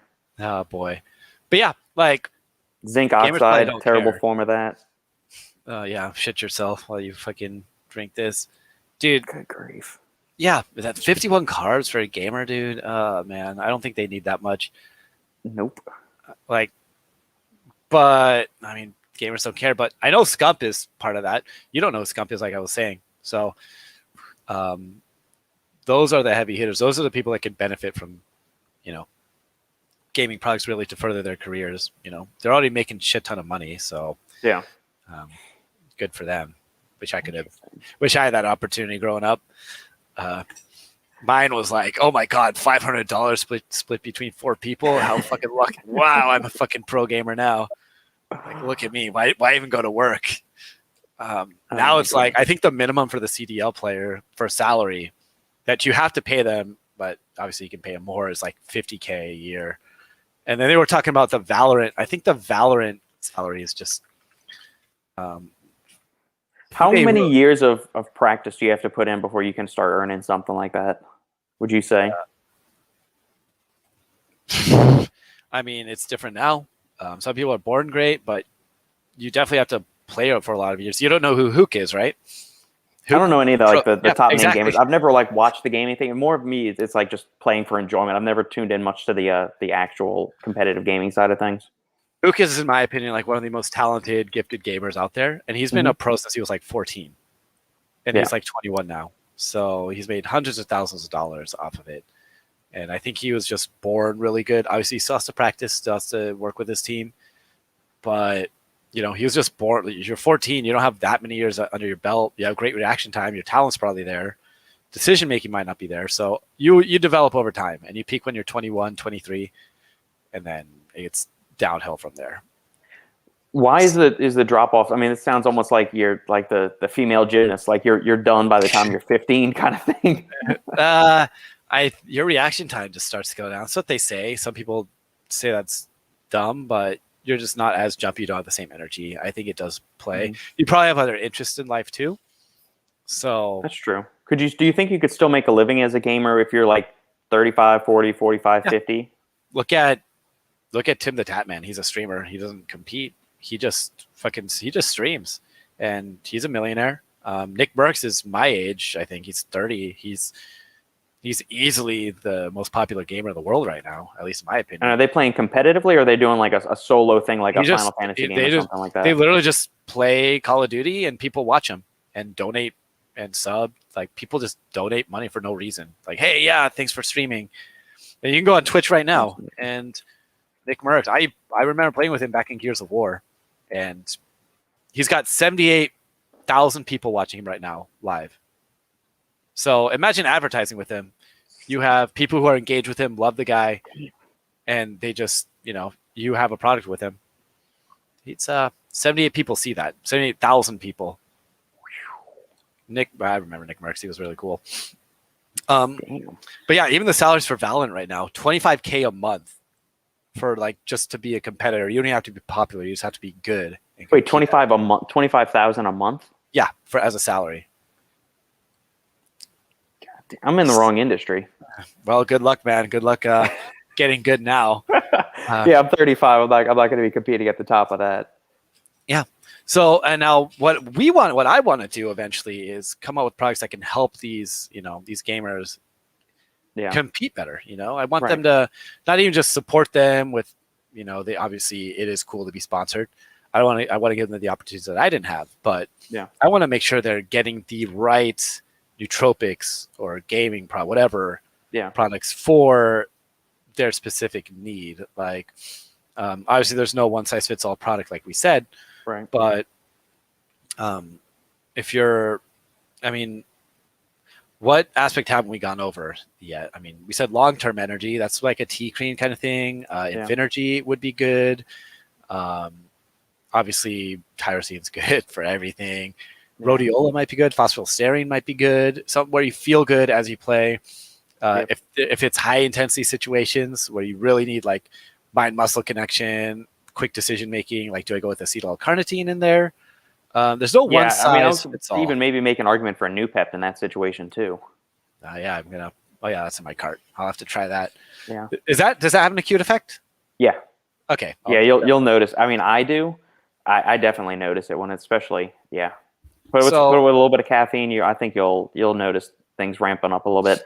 I would say neurofactor because that's like a non-stimulant ingredient that gives me a boost, like mental energy wise, because it's ramping up BDNF in the brain. I think that has a place. I think like a long-term one would be good too. Lion's mane, bacopa, some 5-HTP maybe, help with sleep cycles, maybe even call it like put in a multivitamin. But eventually someone's going to have to tackle these different types of gamers, not just offer G Fuel. And here's caffeine with some tyrosine added to it. So, there's a lot of different nootropic routes we could take. I mean, what would you put in a formula for every gamer? I mean, I look at Ghost Gamer as like the perfect one for that, but I mean, it's a great catch-all. I mean, just like Ghost's pre-workout, it's like a good broad-based kind of thing. Like it kind of hits on several different aspects. It doesn't pigeonhole itself into just being a powerlifting pre-workout, just a bodybuilder's pre-workout. I mean, you could use it if you're going to a CrossFit session or some kind of cross-train or a Metcon or something like that. It's not like so aggressively stimulating to where it's going to be jacking up your heart rate so much you're not going to be able to function. But at the same time, it could be used for something that's going to be higher intensity but less cardiovascular demanding, like a powerlifting session where you're only doing like 3 to 5 reps at a time. So it's like you said, it's got broad-based appeal to it, and I think that's one of the good things about Ghost, that it can appeal to a bunch of people. Like it's a lifestyle product. It's not just a bodybuilder's product. It's not just a gamer product. It's not just a cool label. There's actually a lot of thought behind here. Yeah. So I mean, would you add anything to it for yourself if you wanted to play a game? Let me pull up the profile again one more time. Supplement facts. All right, let's see. We got 150 caffeine. No, I like the caffeine dose. Estrogen, 50 milligrams. Okay, theobromine. I can do without theobromine personally. Say it again. I could do without the theobromine personally. I mean, typically I like it a little bit higher dose, like 250, 300. Is where my preference typically is. I mean, this is a very solid formula. I'm glad it doesn't have theanine in it because I don't really need theanine in there. That's where I think, like, that's what it's missing to be all. I mean, theanine, like we said in the Noob Energy, was a fucking awesome addition for me, at least. Like, you feel very fucking calm, and so there's no perfect product. Like this right now is don't want to say perfect, as good as it gets, at least from what I've seen. But like I said, sometimes I want a little bit of theanine to help take the anxiety down. I mean, maybe some acetyl L-carnitine or rhodiola in there too would be nice. But I mean, this is the formula solid as is. Now we're just kind of nitpicking about what would we like to do to maybe just amp it up even more than what it is. I don't need dynamine in there. I don't get much from dynamine. I tried dynamine last night. Didn't notice much. I don't either. And it's like if I have it in combination with theanine, you're gonna fall asleep probably. No, with teacrine and caffeine, I have not had a good experience. I've tried 3 or 4 products that have all 3 of them together. I don't feel good on it at all. It's just not good. So like caffeine and teacrine is solid for me. Caffeine and dynamine, I've had it in Cognisurge and it's worked well for me. Neurofactor, I could see Neurofactor being a good fit in here. Neurofactor or rhodiola, maybe both of those 2 in here. They have that in there. They have that in their energy, and a lot of gamers will drink this and then they'll sip on an energy drink as they do it. I mean, I've done it too, but I know my tolerance. I know my tolerance to that. Yeah, I mean, it's like you said. Where are we going to get the most benefit from putting? Like, do we want an acute thing or do we want a long acting thing or something like a daily, like a mental multi kind of thing? Are gamers ready for that? No, I don't think that the supplement industry is ready for it either. Like you tell them, here, take this. It's kind of like the same thing with joint health supplements. You don't want it until your joints are ground to dust and you can't even bend over to pick up like a piece of paper off the ground. That's when you think a joint supplement is great. A lot of people aren't going to start turning into nootropics until they're starting to forget where they left their keys, where they're noticing like they're slipping. They're not as quick. They're not able to recall things. That's when they're going to start turning to these things instead of taking stuff starting now. Acute effect. Lion's mane's cheap. I bought over 100 servings for, what was it, $20? I don't know the standardization, but you know what? You're getting, there's got to be some benefit to it. Oh yeah, I don't think you want just the fruiting body, like the NutriCost tub you have. Yeah. That's the exact same tub we have here, and you take a couple of grams of that each day, and it's great. Yeah, and it's a long-term thing. It's very affordable, but you don't feel it right off the bat. So, or many people don't. So, a lot of people aren't going to go for that, and I don't think gamers especially aren't, because they want something that they could drink and feel immediately. But you know what? Maybe you can bring the products out. Maybe some will actually, buy it with a gaming product. Like, hey, look, this will help you over time. Oh, by the way, there's vitamin D in this fucking product too. Give them an incentive to buy it. It'd be like, yeah, well, I haven't seen the sun in fucking 5 months, so maybe I should go for it. Exactly. Yeah. Well, I think Ghost has vitamin D in there too. Yeah, they got 50 micrograms worth of it. Yeah. It's all in one. But again, all in one formulas aren't for everybody. True. Like you said, that like Noob's theanine to me was fucking awesome. And at first I thought it was weird. I remember you and Snoop on your podcast would be like, theanine in a pre-workout. Oh, I mean, I think in this aspect it's different. It kind of works more than in a pre-workout. Yeah, I mean, in a nootropic, I don't have any issue with theanine being in there, and it's Controlled Labs. Orange Brainwash is one of my favorite, like pre-packaged nootropics in there. Cognisurge has some theanine in there too. I think both of those are stellar formulas. I like both of them. I've been through multiple tubs of both of them, and that has theanine. And it's just design the product for the application. If I'm going into a training session, I don't want theanine in there. If I'm going to sit down and do some work, I don't mind the theanine. It can have a good effect on it. So that's fair. So there's something different for everybody. I mean, I think acetyl-L-carnitine might be one of the best ingredients to add to anything, because you're so like, I feel like my reaction time's up, but I just make much better decisions. I guess I aim faster. I have this thing called the Aim Lab that I try. It's just for like aiming purposes, and taking acetyl-L-carnitine, my fucking level, my numbers go up. Yeah. So I think that's probably like the unsung hero that's going to be better than tyrosine over time.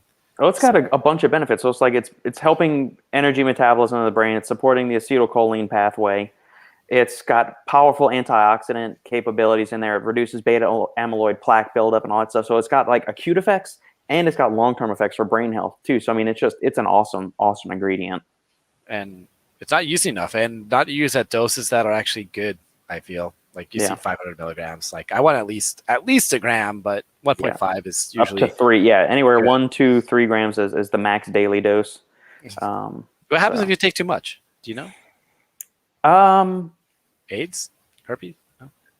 I don't think it goes that far. I don't know what happens if you go above 3 grams. Like most of the studies cap out at 3 grams.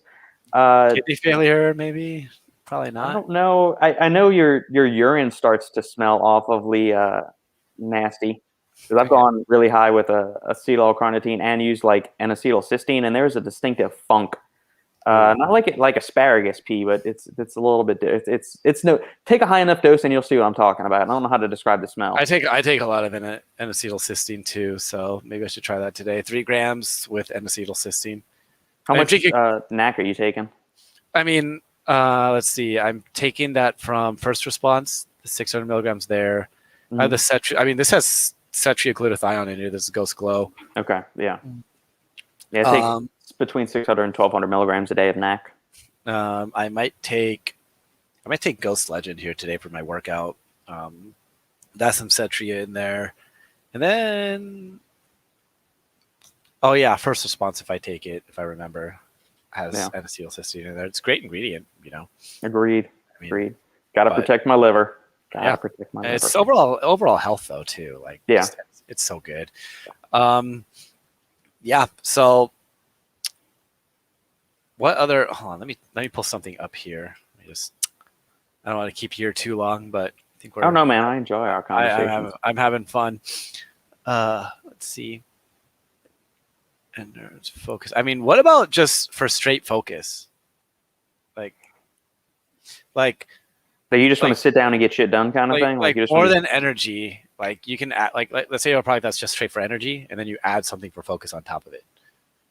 Like what would you pick because you can't go with Lion's Mane or Bacopa for gamers because it's not acute enough. No, we can't use Noopept. I would say throw Noopept in there, but that's not. You're not going to get that into it. Yeah, legal.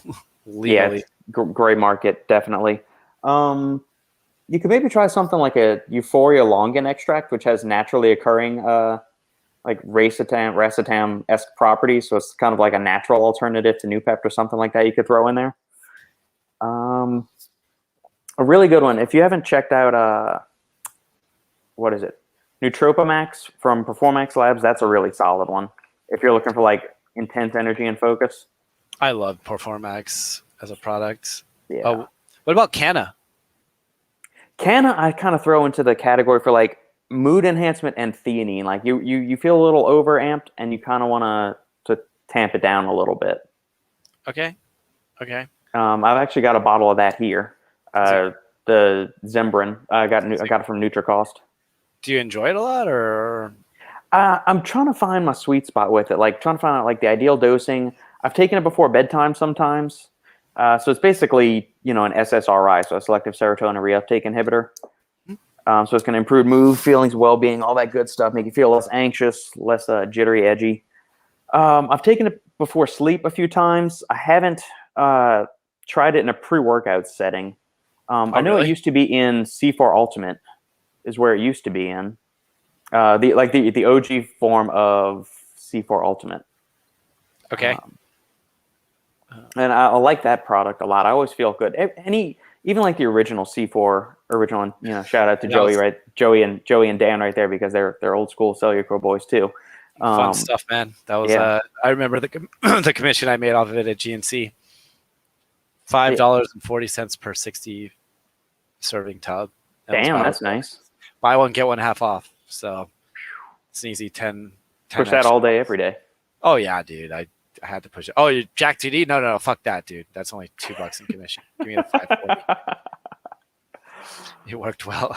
I like it. I haven't gone super high with the dose, and I haven't used it enough to really give an opinion one way or the other. Like my early experiences with it have been solid, and when it's used in combination, like so with Performax's Nootropimax, everything in there just blends real smooth. If it's like you're looking for like energy, but like focused energy, that is almost like a go-to, I would say, right there.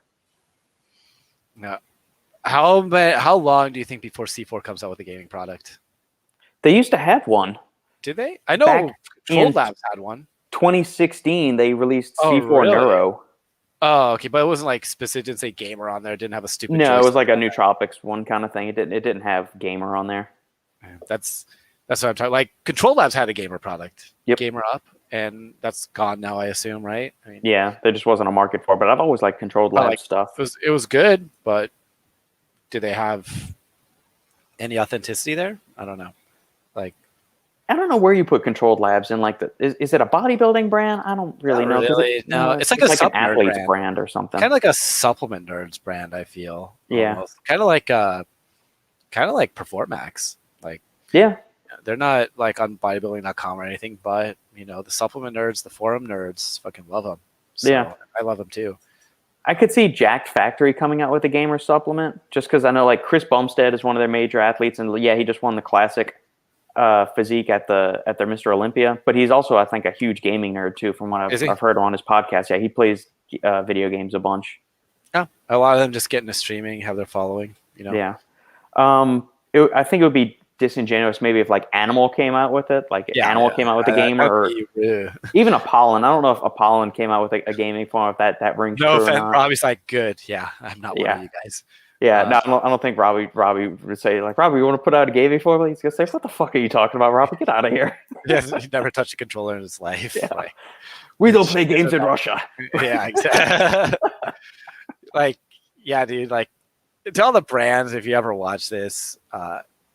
Don't come out with a gaming product if you don't fucking play.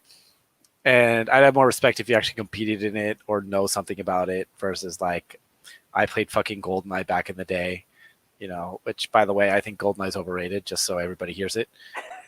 That's probably going to cause controversy. Hasn't seen Top Gun and he hates GoldenEye. There we go. I like the movie. Yeah. I just think the video game's overrated.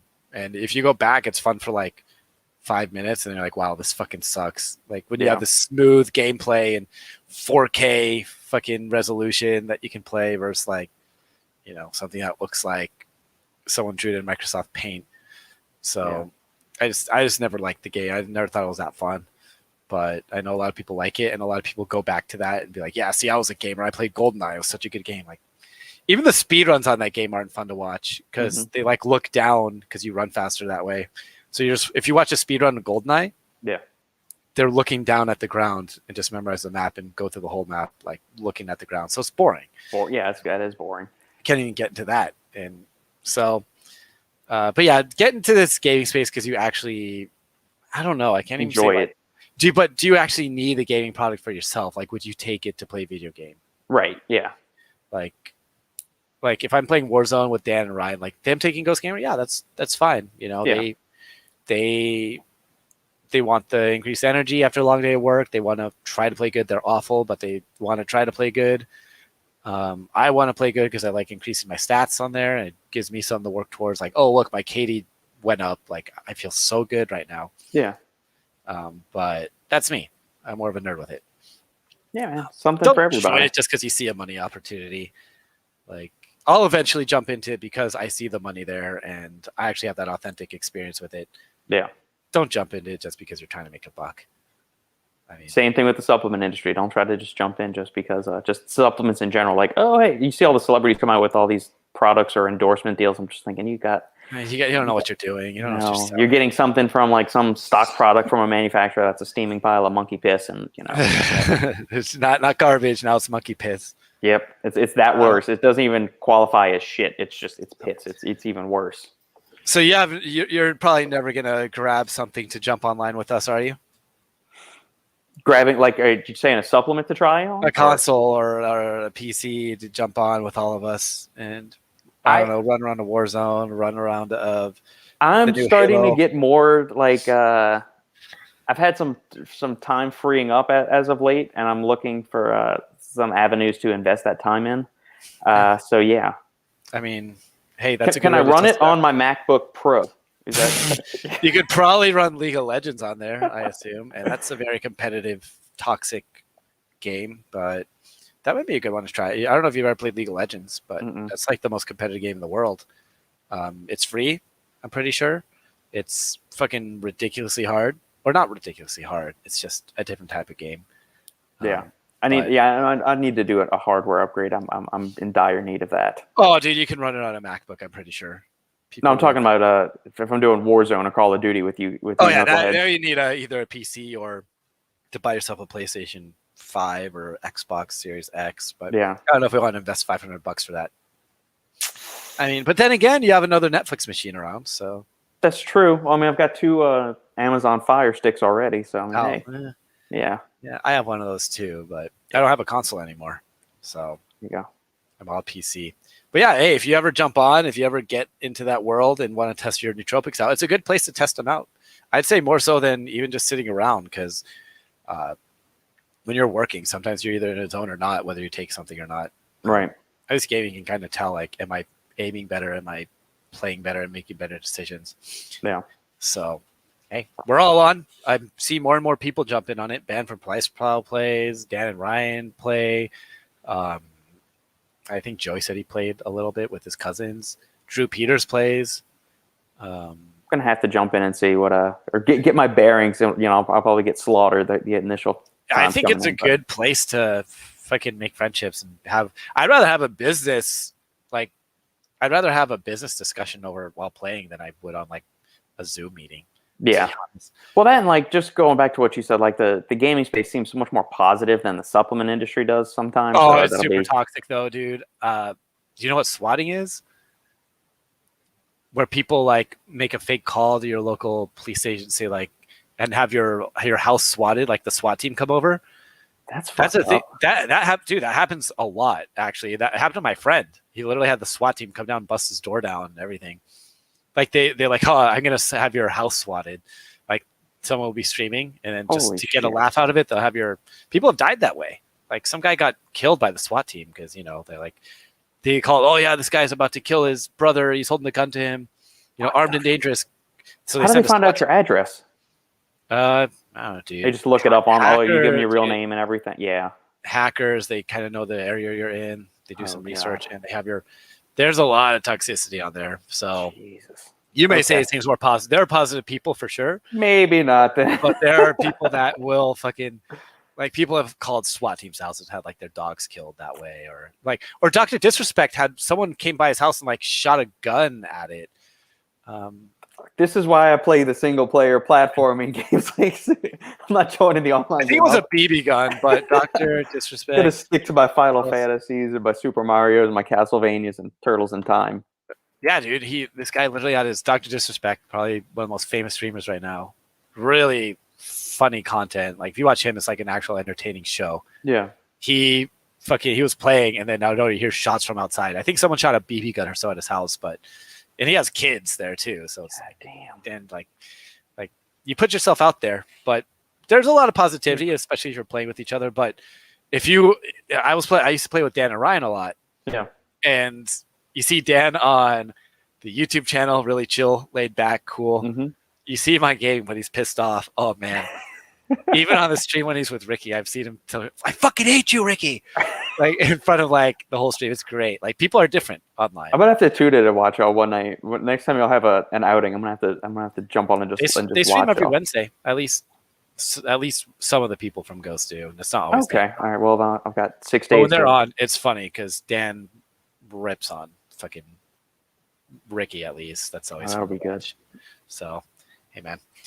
Cool. Tune into it's a new form of entertainment, and I guarantee you, I'll be successful in it. I'm sure you'll have a lot of people to help out there too. Yeah, buddy. It'll be ours to take over because it's early.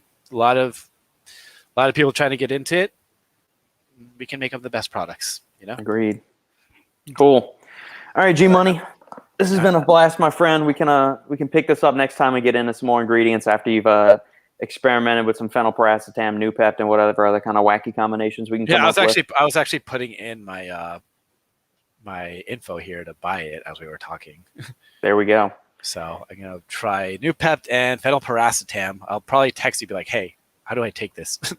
There you go. I recommend it. We should probably just come up with a list of shit to try out and the type of game and see how you respond to them. Yeah. All right. Yeah, we'll do that offline. You and I will come up with a little spreadsheet and we'll do a tracking thing.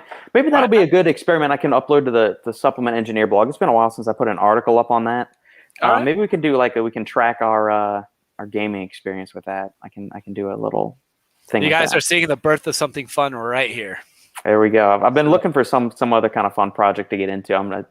There's only so many research studies you can do and read and summarize, and then you realize I got to do something else besides this. There's got to be something else fun I can do. All being able to say, this helps with pumps, this helps with focus, this helps with energy, this helps with endurance. Like that's all you're saying at the end. You're just finding very complicated ways to say, what something might help. Shit over and over again. Yeah. Yeah. How many? What's the new pump ingredient out on the market? I know Cardia 6 is coming out. I don't know what that's about, but you know what? I need to talk to Nickerson and see, because is it just the same thing as Vaso 6 or is it slightly different? Hey, and that could be the next gaming product. So yeah, you know what? But it's probably going to be marketed as a heart health cardio pump product. But I'm going to try it. But at the end of the day, I'm going to tell people it's going to help with pumps. So there you go. So let's try to make something interesting. Let's. I don't know how many gamers we have that watch this stuff, but you know what? Sometimes just doing your projects for yourself, you'll find the right people. Yeah. So, all right, I'll talk to you about this offline. All right, my friend. Have a good one. All right, man. You too, man. Thank you for having me on. Bye.